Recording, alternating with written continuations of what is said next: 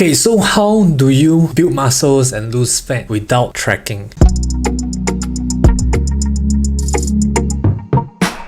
Okay, I'm gonna deliver the cold hard truth to you.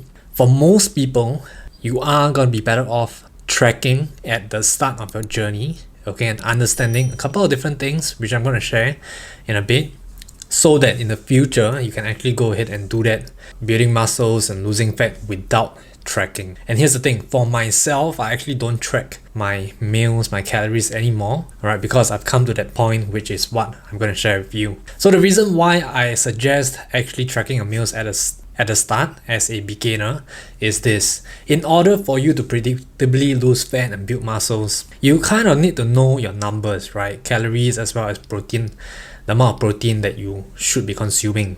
Alright, in order for you to do that, you have to get a better understanding of what is going into your foods, your meals. Okay, so yes, I get it, not everyone wants to track, and I don't think that's the sole purpose of everyone who's trying to lose fat. Okay, you can eventually get a point of not tracking, but you've got to start tracking, because I find that it's the easiest way. It's really practical and you're learning on the go, which helps people to remember and process information much better by actually tracking your meals at the start. Okay, so if you are lazy to do that, honestly speaking, what you can do is just go ahead and do portion sizing.